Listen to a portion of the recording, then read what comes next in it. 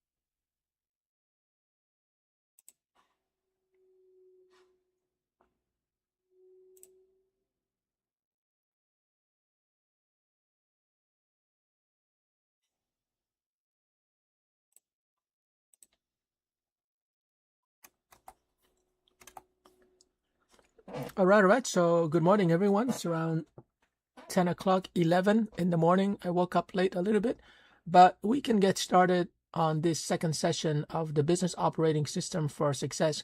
So in the first session, we talked about how this system can allow you to make money by running a small business or a medium-sized business, an online business, a retail, a physical business, any kind of business basically has to have these 5 key components: a solution, a target market, marketing system, a sales process, and a fulfillment. So today we're going to continue, and I'm just going to make a copy. So today it's the second session of this business operating system for success. And from now on, to keep it short, I'm just going to call it the system. And when you think about it, this system is very much needed because with artificial intelligence like Replit, Base 44, we can basically create any kind of web application, mobile app, software program, etc. But the problem is, if you have a software, it's like with your computer, you can download like all kinds of software, web application, but if you don't have an operating system like Windows, right, or iOS for Mac computers, you're not going to be able to run the application. So in the same manner, being able to create software programs or ebooks or video courses from AI, you're just going to have a product. You don't have a business yet. You don't make money yet. Okay. And I would even go further. I would even say that whatever web applications or video courses or any kind of digital product that you're creating from artificial intelligence, it's a product. It's not even a solution. Okay. A solution, as we mentioned earlier, it has to basically solve, an important and or urgent problem for people.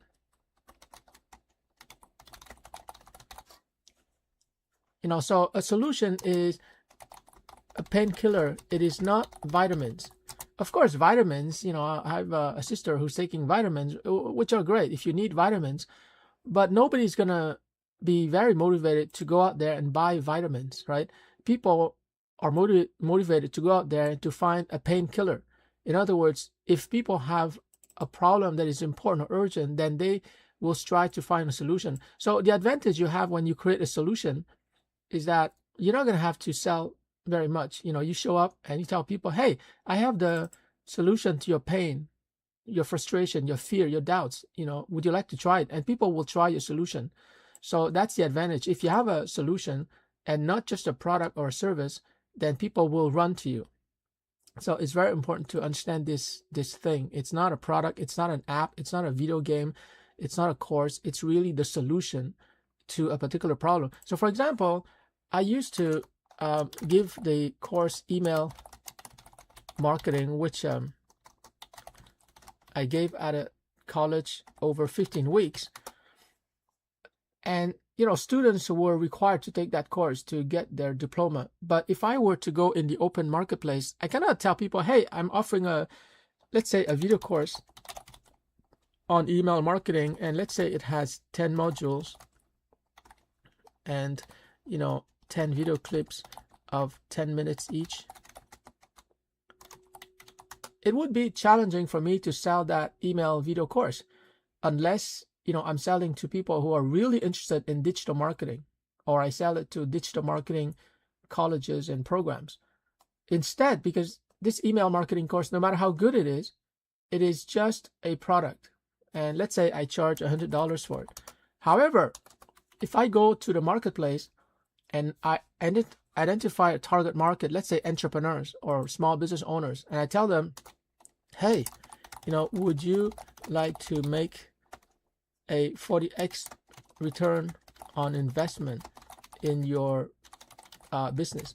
Of course, they will say yes, because 40x means that they invest $1 and they basically get $40 in revenue, right? So that would be like a solution. And basically, it's not just business owner, it's anyone who has a product or a service to sell. I can approach them and I can say, I'm giving this course and it's called the 40x ROI course. And then I explain that, you invest $1, you get $40. It's kind of quite simple, right? So, you have $1. I can even illustrate it. You invest $1 into this mysterious box, and you get $40 in return. I can even create a video animation that shows, invest $1, get $40. And this has been documented. You go online and everyone is mentioning this return on investment. Now, it's not going to be $40 in your case because, you have to be trained in email marketing. So maybe at the beginning, you invest $1 and you're going to get $2. And then after a while, you might get $5. But still, you're getting $5 after investing $1. That's a pretty good return on investment. So all of this discussion is just to say that you have to focus on a solution. And this is something that most people are totally missing. 99% of the entrepreneurs that I'm talking to, they're missing this part. It is not an application, a software programming ebook, even an email marketing course that I used to give. I used to be paid $80 an hour for this course. That's just the beginning. Even if you create an AI agent, okay, your AI agent is scraping the internet and is gathering all the leads, it is still just a product. What is it that your AI agent do ultimately in business? Is it gonna generate, a specific return on investment? So even an AI agent that is very powerful, and today we have CloudBot. Apparently, it's all the rage. CloudBot is running on your computer. It's doing stuff for you, but is it gonna make money for you, for your clients? And so that's what a solution really entails. Now, even outside of business, if you're creating a solution, like let's say a video course that's outside of business, right? Because business is not everything in life. So let's say you have a video course on dating strategies. And so let's say that you want to help single men to approach women, date them, seduce them, and finally, get a girlfriend and eventually maybe a spouse. So the video course could be called Dating Strategies, but there's tons of dating strategies online. What is the problem? What is the solution? Well, there are many problems that men experience, and I talk about that in my ebook, my open source ebook, The 4 Pillars of Manhood. But let's say that the problem that you have, or not you, but single men, is, how to talk to women. And this is a real problem, okay? Like, men are different from women. You have to be able to approach women in a way that is safe, in a way that is fun, in a way that is secure, because women, they are physically weaker than men. So obviously when you approach a woman, like, she's going to be, very alert, like, how to talk to women, how to approach women. And so that is a problem. Okay, how to approach women is kind of like, I know it sounds crazy, but it's like how to land a plane. Okay, like you got to land the plane very carefully, because like I said, women are very sensitive to the way that you approach them, the way that you talk to them, the way that you're dressed, even your body language. Like if you move too quickly, right away, like, women are gonna sense danger. So you have to move very slowly. You approach women, you smile a little bit. You don't smile too much. You're gonna sound like a weirdo. You look comforting. You move slowly and you speak in a gentle voice. So that's how to approach women. And I know it sounds crazy, but a lot of men are too loud. They move too fast. They're too nervous, and right away, women can read your body language. So how to approach women, that could be like an ebook in itself. Let's say an ebook of 20 pages. And this is important because, the first step is important. The first impression is important. If you don't learn how to land a plane, if you don't learn to approach women, right away, you're sending a wrong signal and you're going to start the conversation on a bad footing. And a second problem, you talk with women. I have no idea why I'm talking about dating, but, it's kind of fun. So when you approach women, how to sustain a conversation. Okay, like what should you talk about? If you're a computer guy, you're not going to talk to women about, hey, I know about programming. I learned like Ruby on Rails. No, you don't talk about stuff like that. Women are usually not interested. So how to sustain a conversation? You can talk about traveling. I can talk about my traveling to Vietnam, China, Europe, United States. You can talk about cooking. You can talk about, fashion. You can talk about, fun stuff, so you have to read up on the fun stuff, and, 80% should be listening.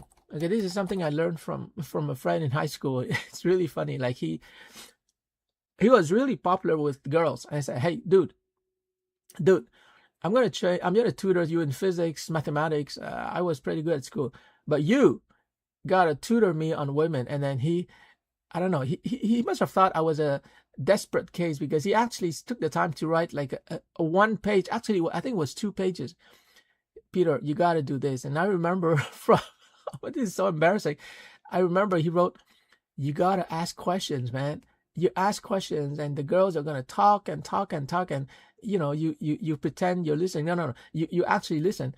And then when they show sign that they're going to stop, you ask another question and that will keep them going. And I said, what? That's it? I just got to ask questions. And it turns out that he's right. Women love to talk. So you have to ask the right questions, right? How do you feel? What's your take on that? What's your opinion? And women have opinions on everything, okay? And they're going to talk and talk and talk. And after a while, they're going to say, hey, you know what? You're a very good listener. And then you ask them for their phone number. So how to sustain a conversation? Listen, and 20% talking. So that's another problem that maybe men have. Another problem maybe is, how to develop your self-confidence. Another one could be, how to dress. If you dress like a homeless person, or you dress like you have no sense of fashion, well, it's not going to attract women. They're very sensitive to the way you dress. I used to go out with a girl and she said, Peter, you got to get rid of your flip phone. Okay. At the time, I think it was 2012 or something. I didn't need a smartphone. And she said, man, she's a beautiful girl. She said, woman, get rid of your flip phone and get a smartphone. Okay. And I found that crazy, but I eventually got a smartphone. She also said, like, shoes, women pay attention to shoes. I'm thinking, what the hell? But this is the woman saying it. So, I take it seriously. So my point is that a video course on dating strategies, that's too large. You got to zero in on exactly what is the problem. Is it how to talk to women? Is it how to approach women? Is it how to have a nice conversation that they enjoy with you? How to develop your confidence? Is it how to cook, how to dress? Is it, what equipment you got to buy? Like unless you look like Brad Pitt or some movie star, you need all the help, right? So this can be like a library of video courses. So dating strategies is good. You have the right intention. You want to help single men to solve a problem. And there's a lot of single men out there who have a problem. They're single. They want a partner, but assuming that they overcome the ego and they don't say things like, oh, I'm fine. I'm single. I don't need a woman. Assuming they have overcome that denial, then, they need help. So this is good. This is a good solution space. You can be in that space and create all kinds of, products for men who are single and looking for love. So, and by the way, when I say single men here, you'll notice that I'm beginning to talk about the second pillar. So it's impossible to talk about a solution without having an awareness of the kind of people that you're helping. So the solution and the target market, they go together, kind of, because at the beginning you might have a solution in a sense that, okay, it's going to be a video course, it's going to focus on dating, it's going to help single men. So it's good to have that seed of a solution, that direction. But at some point, you have to start to talk about the people that you're going to help. Okay, so here I'm going to put this typographic addition just to help you to think about, the market. So it's not possible to think about a solution without thinking at the same time about a market. So think of the solution and the market as the two wings of a bird. Okay, you need two of them in order to fly. This is very important. And once you have the two wings of a bird, you have the solution and you have a clear market, then you can proceed to the next step, which is the marketing system. And I'm giving you a whole lecture because, trust me, this has never been taught in any business school, in any MBA program. I know because I went to business school and my professors had 3 years. I mean, they were very good. McGill University, known as the Harvard of Canada. But they didn't teach me about these five components of a business. And so I'm gonna help you to create a business operating system. But it's very important to understand that a business system is made up of 5 components. Okay, the solution, the market, the marketing, the sales, and the fulfillment. Once you master and you understand fully these 5 components of a system, then it's not going to be hard to create a very simple system that you're going to make money from, because you're going to look at your business. And this is what I've been doing as a consultant. I look at a business from clients, and I use this framework of the 5 key components, and right away I can identify exactly what is the problem that clients are experiencing. Typically it's just one major problem. It's either the solution is not good enough, but they think that it's good enough, or they have a product and they think it's a solution, or the target market is just not clear. Like sometimes people will say, oh, I'm gonna write a novel, or I'm gonna create an AI agent, or I'm gonna create a web application or a video game, and everyone needs it. No, not everyone. Who exactly is desperate for your solution? Okay, desperate, not who needs it, who's desperate for it. Because if people in your target market, if they're desperate for your solution, then the sales cycle is going to be very short. In other words, you show up and they're going to say, oh, thank God, Peter, you're here. I'm desperate for that solution. So for example, if you're a dentist, a desperate person is someone who has a toothache, right? Someone who has a tooth problem, will call you and they will pay whatever price within reason. They will pay whatever price for the dentist to solve a toothache. But people who don't have a tooth problem, they usually avoid dentists. Like I have a friend, a childhood friend who's a dentist, and I avoid him. I avoid his dental clinic. So you need a target market. You need a marketing system, meaning that you can consistently generate leads. You can generate leads whenever you want to. Okay, that's what I mean by consistently. You have a reliable method, a system for generating leads, and then you have a reliable process for converting leads into customers who are actually paying you. And the sales process is crucial. So I'm going to give you a whole course on professional sales. It's a 15-week course that I used to give for the English Montreal School Board, and you're going to see that it's really a sales process. It's something that you practice over and over and over again. Practice. They say that practice makes perfect, but that is not true, okay? What is true is that practice removes imperfections. So the more you practice, the more you remove all the things that you do, all the things that you say, which are imperfect. And eventually you come up with a sales process that is so perfect that, it's like you're playing a game of chess with prospects and they have no chance.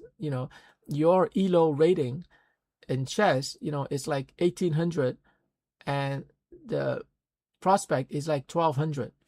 So the game of selling is really like the game of chess. And I mentioned this chess analogy because a lot of times people think that, to become a salesperson, a sales superstar, you got to be extroverted, you got to be energetic, you got to be out there, and you got to love people. No, it's none of that. It's just a quiet game of chess. A quiet game of chess. And so if the prospect, who obviously doesn't have any training in anti-selling, the prospect has never been trained on how to resist salespeople. And that's why, by the way, people are afraid of sales calls, because they know that if they talk to a professional salesperson, they're going to end up buying something. They know that intuitively. That's why people don't want to talk to salespeople. They know they're weak. But anyways, the prospect's chess ELO rating, let's say, is 1200, and that's like really absolute beginner. When you learn to play chess, you're 1200. That's your rating, and it can even be lower, like 900, like very, very low. And so your skills in chess is very low. And typically, like every time that you win a game, you get something like 9 points, sometimes 8 points. So every time that you win a game, you get 9 points. And, if you win a game against an opponent, you're going to get 1209. But if you're a salesperson who has any kind of training, like even the most basic training, you're supposed to be like somewhere at 1400. So you are like several matches, consecutive matches ahead of a prospect. The poor prospect is an absolute beginner. You are a trained sales rep. And so when you put a chess player who's 1400, you pit him against a 1200, a newbie, obviously the sales rep is going to win. But it gets even better because the sales rep is going to practice, and then he's going to meet people who are a little bit better. So here, imagine that you have a business buyer, and of course, business buyers are people in business. They are more sophisticated. Their ELO rating is higher. So let's say they're 1450, and you're 1400. Chances are you are going to lose, right? So you're going to lose, or in other words, you're going to win 1 in 20. You still can win. Like sometimes I win against higher rated opponents. So I win 1 game in 20 because this guy is 1450, but I still have a chance to win, right? And when I win, I improve my score. So I go from 1400 to 1409, and then I keep getting better, because the only way for you to get better is if you play against a better opponent. And of course, as a sales rep or even as a chess player, you have to replay the game, and ideally with a coach, or an AI. Like that's amazing. On the platform chess.com, you can actually get a free analysis of your game, the AI is going to say, oh, Peter, at this point you made this mistake, blah, blah, blah. So you actually learn. So you learn from an AI or from a coach. And then, you go from 1400 to eventually you go to 1450, and eventually you might become 1500. But the point here is that chess and sales are the same in the sense that you can always improve. And you can even get to a point, and this is if you dedicate yourself to chess or sales, you get to a point where, you're 28, 50, and that's Magnus Carlsen, the #1 player in the world. Amazing player. And today, we have an AIs like Stockfish, which is an open source chess engine. It has an ELO rating of something like 3,400. So you can see that AI is way, way, way better than Magnus Carlsen. And so you can use AI to train you to become an amazing salesperson, a sales leader, a sales executive. I used to work at IBM in the 1990s, and I was interacting with their sales people. Oh my God, these sales guys from IBM, they are the best of the best of the best of the best. They were selling to corporate executives. They were making selling contracts of millions of dollars. I used to be in desktop publishing at IBM. So I was in charge of the binder, which is a corporate proposal that we would send in a package to corporations, like Fortune 500 corporations. So, I know exactly what is going on inside, what is included in a corporate sales proposal. And, the diagrams, the request for proposal, the pitch, the budget, the financing, everything, I was in charge of all of that. Make sure that, everything is hunky-dory, everything is perfect, so that when the corporate buyer, they receive a binder from IBM, they usually accept it. So I was pretty successful in the 1990s as a marketing communication specialist. But my point here is that whether it's sales or chess, once you understand that selling is really like a game of chess, and you identify where you are in terms of your sales ability, then you can keep improving. So your sales ability, if I were to listen to your sales pitch, and maybe I'm going to propose to people to make me a sales pitch on YouTube, and I will tell you exactly what you did right and what you did wrong. In the same way that if I watch a replay of a game of chess that you're playing, and by the way, like whenever I play chess, I screen record all my games because I want to show and to coach or even review the games myself. So same thing when you're selling. Always record your phone conversation, your Zoom conversation, record your in-person sales meetings, so that you can review it later on. Now, some people might say, well, Peter, is it legal? Is it legal to record? And the answer is yes. If you're part of the conversation, if you're talking to your doctor, which is what I do because my doctor is speaking really fast, I want to record everything he says.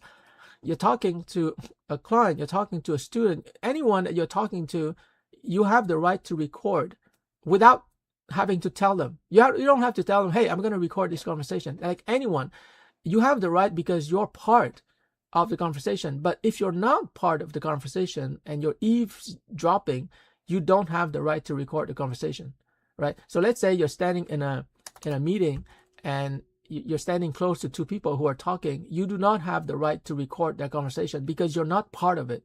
But if you're talking to someone, you have the right to record. So always record. In the same way that, always record your chess game so that you can review it later on and you can see what you did wrong. Now, what I'm doing in chess is that I always play the blitz, right? So it's 5 minutes or 3 minutes. So in 3 minutes, I don't have a lot of time to think. But when I record my chess games, I look at it over again, I have more time to think and I can see, oh yeah, at move number 7, I made a mistake, and I can improve. So anyways, my point is that your sales ability right now, you have to know exactly where you are, right? You have to know, let's say out of 100 being like idealistic and, you're perfect. Are you a 5 out of 100? Which is still okay. You have a lot of room for improvement. So you should be happy if you're a 5. Are you maybe a 40? You've been selling a lot in your sales career. Even 40, you can always improve. So whether you're 5 or 40 out of 100, you can always improve. You know the saying, the biggest room in the world is room for improvement, which is cute. The biggest room in the world is room for improvement. Remember that. So even if you're 40, you can get to 50, 60. But you have to have a way to evaluate, and I'm going to teach you how to do that, because sales is a process. You can identify every single thing that you do in that process. So and you can improve. So you're 40 out of 100, you can be 50, you can be 60, and by the time you get to 60, you're probably converting a lot of leads, right, to customers. In other words, you're making money. And so when you're successful, let's say you're 60 or 70, you can start to give sales webinars. Sorry, there's a fly. You can give a sales webinar, and then you can make money from your sales webinars in addition to making money from selling. And this is something I have to share with you. Robert G. Allen, he said, very successful real estate broker. He said, I made millions selling real estate, but I made hundreds of millions of dollars teaching people how to sell real estate. So think about that for a minute. The reward for being good at selling, it's not just the money you're going to make. That's not the only reward. The bigger reward, orders of magnitude bigger, is when you're teaching people how to sell. And this applies to anything else. Like the reward for me for becoming proficient in calligraphy, sure, you know, I used to teach and I used to make like, you know, $60 an hour from teaching. And when I was 21, I was making like $250 for one evening of teaching calligraphy. No, sorry. What am I talking about? No, sorry. Calligraphy, you know, I charge like, you know, hundreds of dollars for doing a parchment, right? But when I teach calligraphy, you know, I make money also, $60 an hour, about $250 per evening for the city of Montreal. But nowadays with Zoom, I can even make more money. And this is calligraphy teaching on Zoom. And then later on, it's going to be calligraphy teaching through video courses on Teachable. But my point here is that, you know, you can make money by performing. So you can be a salesperson, you perform. But once you're successful, you can teach because you have the evidence of your success, right? You can teach people and they will buy all your teaching material, whether it's an ebook, whether it's a Zoom webinar, whether it's a video course, whether it's a blueprint, whatever. And so it's very important to master sales. And I'm spending a lot of time talking about sales because most people have the wrong idea about sales. And we're going to look at all these negative beliefs that people have about sales. And therefore, you know, you have the wrong idea about sales and you're missing that critical component of a business system. Okay, you have to redefine selling as a game of chess. Or if you're not playing chess, you can redefine it, you know, as a game of tennis. You're just exchanging balls with the opponent. It's just that you're so good at tennis that you're going to win all the time. You win a game, you win a point, you win a game, you win the set, you win the match. So the more you practice, the easier selling is going to become. And selling essentially is just talking in a strategic manner. So selling means talking strategically. That's it. Ultimately, selling is talking. Of course, sometimes you have to do a demo, but basically it depends on your talking. And so I'm spending a lot of time on selling. I'm literally giving you a webinar on selling. And you can see that I'm very passionate about it. You can see that I've been thinking about it the last 30 years because selling is so important. Like if you don't have a business right now, right? Like you're not ready for a business because you don't have a solution yet. You still should practice selling. You should still grab my video courses, whatever I have to sell, and start selling my stuff. And I'm going to pay you good money. Why? Because selling takes time. You need to learn it. A solution these days can be co-created with artificial intelligence, but selling, man, it's something you got to do. Like even a marketing system, you can outsource to other people, you know, but selling, you got to do it. You got to practice. So take any product, my product, other people's products, and start practicing your selling because it's going to help you tremendously. So selling is talking strategically. And so when you talk to your friends, you're not talking strategically. But from now on, I hope that you can have an awareness that when you talk to your friends, you can practice selling. For example, you can practice, I'm going to share with you the process for influencing your friends. But when you talk to your friends, you can practice selling without telling them, of course. Let's say when I talk to my friend Alex, I'm not going to tell him, okay, Alex, from now on, I'm going to try to sell to you something. No, I'm going to do it secretly. But when you talk to your friends, it's not sell. You're not talking strategically. What are you doing when you talk to your friends? Hey, Alex, I discovered this tool. It's fun, blah, blah, blah. And then Alex would say, oh, yeah, it's fun. He's basically not listening to me, like people are like that, he's just waiting for me to finish talking, and he's going to tell me whatever he wants to tell me about Bitcoin or whatever. And in the same way, I don't care so much about Bitcoin. I have a good return on my Bitcoin. I don't talk about it. I don't do anything. I just keep it for the next 200 years. But I wait for him to stop his babbling on Bitcoin and inflation. And, he's always trying to give me like a unsolicited lecture on the economy. He forgets that I have a business degree, but anyway, it's just so much fun. But we're not talking strategically. Okay. Strategically means that, let's say that I'm talking to my friend Alex, and I want him to, start dating women, and seriously. Okay. So I want to sell to him the idea, without him knowing that I'm doing that, selling the idea that, relationships are good, or they're good for you. You always learn something from women. It's like the guy, or the wise man, who said to young men, always marry. If you find a good woman, you'll be happy. If you find a bad woman, you'll become a philosopher. So relationships are always good. Okay. So let's say I want to sell to Alex the idea that, you should appreciate women more. Like, don't, and so I'm going to use my process to influence his thinking, but briefly, very briefly, it's about position, priority, and power. Every time that you want to sell something, even a political idea, you have to know where people stand right now. Position can go from -5 to +5. And so where do they stand right now? Okay. And if they're aligned, what is the priority? So for example, if his position on women is that, yeah, Peter, you're right. I think I've had good relationships with girls in high school and college. I think women are a good thing. So he has a positive position, which is good.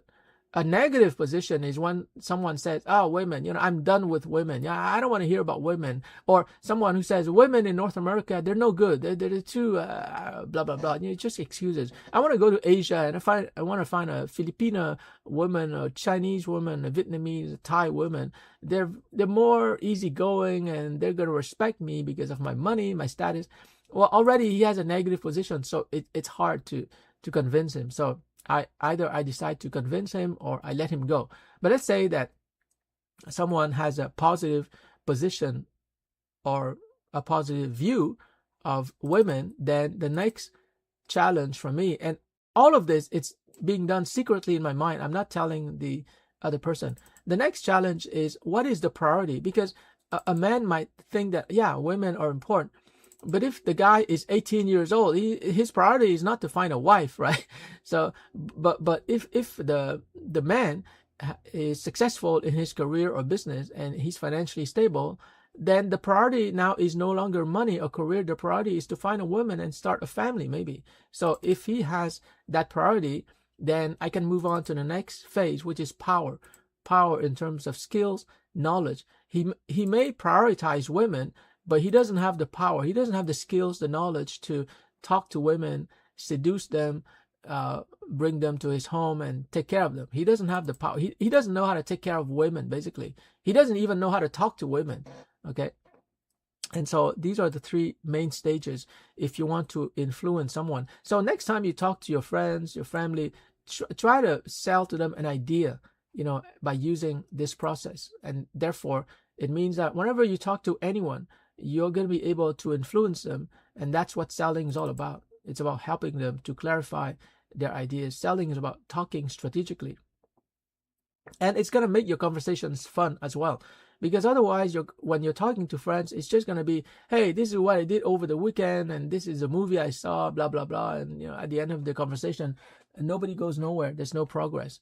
Okay, enough about selling. So you can see that in today's session, I have to go now, but we talked about the importance of a solution. We talked about the importance of having a target market, because they are two wings of the same bird.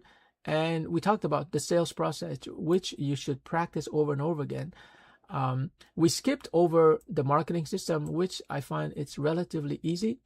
And we skipped over the fulfillment system, but I'm going to talk about them in the next session. But today, we covered the sales process, the solution, and the target market. I'm also going to talk in the future about how do you find out who is in your target market. And this is something that requires some marketing training, because unless you have formal marketing training, segmentation, psychographics, benefits sought, geographics, unless you have technical training in marketing, you're not going to be able to identify your target market correctly.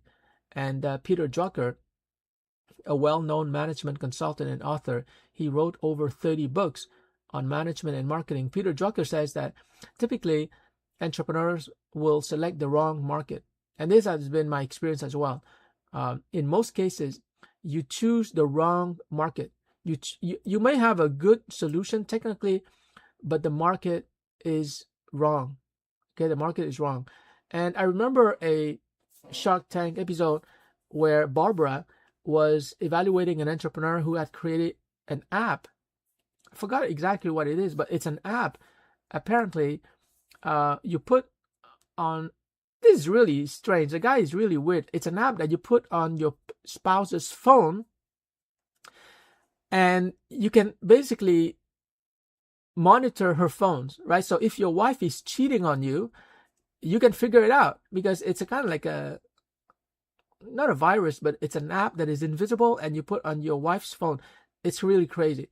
But so he's targeting the wrong market. He's targeting the market consisting of men who are suspecting their wives of having an affair. I think it should be the other way around. I think that it's an app that women should use to monitor their husbands, because I'm not sure, but I think men are more likely to be unfaithful. But anyways, Barbara said the solution is not bad, but she switched to a new market. And this is brilliant. And you can see that Barbara is brilliant as a business person. She said, you know what? I'm gonna invest in your app, but I'm gonna market it to FBI agents or law enforcement, because then they can install that app on the phone of their informants. So whatever their informants are doing and texting, they will know. And that's brilliant. Obviously, that is a perfect app, because law enforcement, they're all over the world. And, enforcement agencies like FBI and CIA, they have informants, they have assets, right? So if they can install this app on the phone of their informants, they're going to be able to monitor all the texting and all the phone conversations. Now, if the informant is part of a gang, like even the gang and the mafia and the criminals, they wouldn't be able to detect that there's an app. The app is invisible. So I thought it was brilliant on the part of Barbara. So, that just tells you that even if you have a solution, chances are you're targeting the wrong market. Or you're targeting too many markets. There are people who are creating a web application, an AI agent or whatever.